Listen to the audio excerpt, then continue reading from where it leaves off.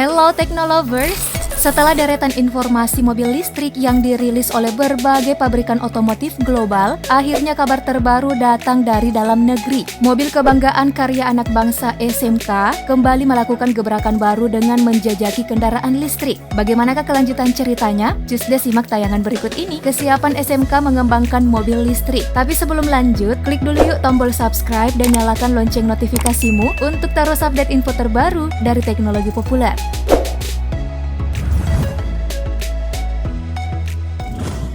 Kemunculan mobil SMK di tanah air merupakan kebanggaan tersendiri bagi masyarakat Indonesia. Dalam perjalanannya, SMK melibatkan sekolah-sekolah menengah kejuruan Indonesia. Kehadiran mobil SMK pun disambut baik oleh pemerintah, bahkan kabarnya telah dilirik oleh negara lain. Nah, saat ini, dunia otomotif tengah dihebohkan dengan penggunaan mobil listrik yang lebih ramah lingkungan. SMK tentu tak mau ketinggalan. Mereka juga bakal menghadirkan mobil listrik dan ikut serta dalam persaingan kendaraan listrik yang mendunia. Kabar tersebut disampaikan langsung oleh pejabat hubungan masyarakat PT Solo Manufaktur Kreasi SMK, Sabar Budi, yang dilansir dari Tempo 2 Februari 2021. Menurut Sabar Budi, SMK akan masuk ke segmen mobil listrik karena potensinya sangat besar. Tak bisa dipungkiri memang, industri otomotif secara perlahan akan mengarah ke kendaraan listrik. Nah, kenapa tidak? Indonesia sudah seharusnya menggarap mobil listrik lokal, melihat Indonesia akan menjadi negara produsen baterai kendaraan listrik di masa depan. Saat ini tim riset dan pengembangan SMK tengah menjajaki pengembangan prototipe mobil listrik di Boyolali, Jawa Tengah. Mobil listrik SMK nantinya akan dibangun dari basis yang sudah ada saat ini, yaitu SMK Bima.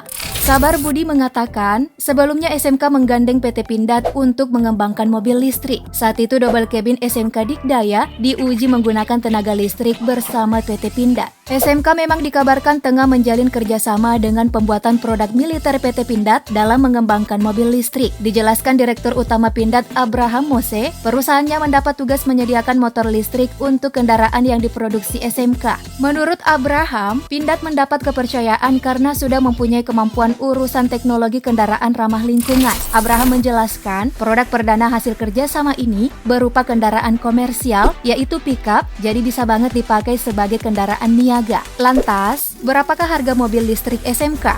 Humas SMK mengatakan diharapkan harga mobil listrik SMK bisa bermain di bawah 200 juta rupiah. Sebab dengan harga segitu, masyarakat bisa menikmati kendaraan listrik buatan negeri sendiri.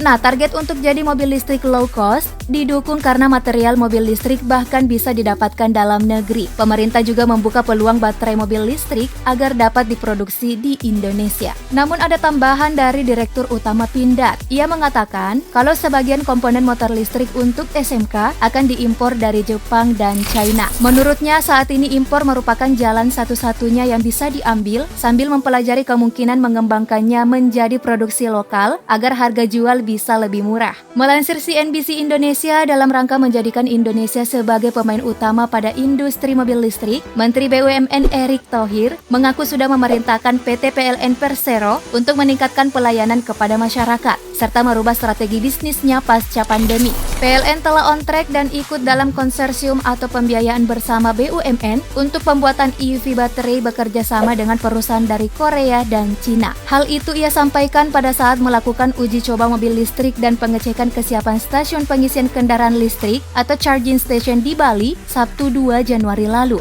Erick Thohir mengatakan bahwa pihaknya juga akan melakukan kerjasama dengan perusahaan mobil listrik terbesar di dunia, Tesla. Keyakinan Indonesia untuk menjadi pemain utama industri mobil listrik salah satunya didasari oleh sumber daya alam Indonesia yang sangat mendukung. Sebagai salah satu negara dengan sumber daya nikel terbesar, membuat Indonesia jadi produsen utama sumber daya baterai mobil tersebut. Erick Thohir mengharapkan keberadaan mobil listrik nantinya juga akan mampu menekan impor BBM Indonesia. Jadi tak hanya membawa manfaat bagi ekonomi, mobil listrik juga membawa manfaat bagi lingkungan. Hal ini tentu sejalan dengan misi pemerintah untuk mendorong pembangunan ekonomi berkelanjutan.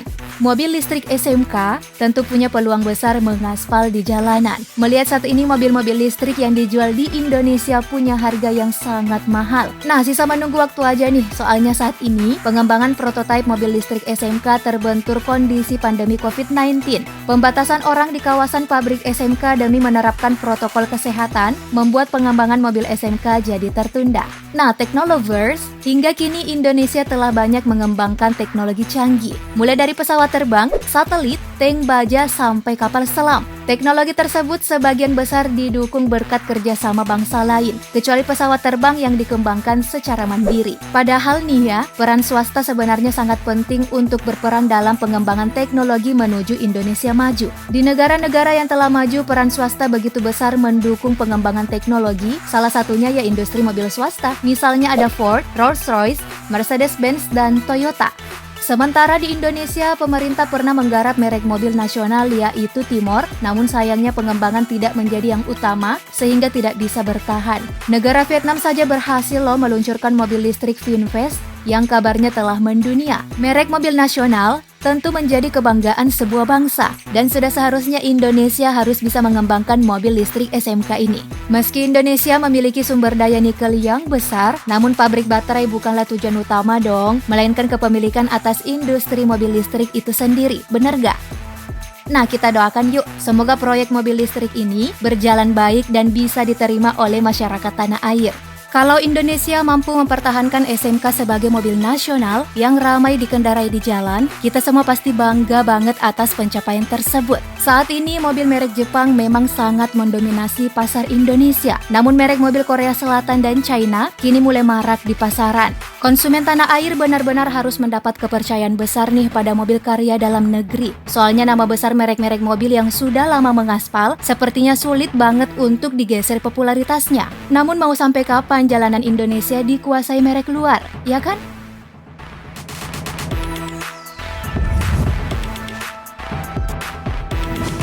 Nah, jadi gimana nih Teknolovers? Tanggapan kamu soal rencana baik dari SMK yang akan membuat mobil listrik? Tuliskan di kolom komentar ya. Jangan lupa juga klik like dan share video ini agar semakin banyak orang mendapatkan info terbaru dari teknologi populer. Terima kasih, sampai jumpa di video selanjutnya. Bye-bye!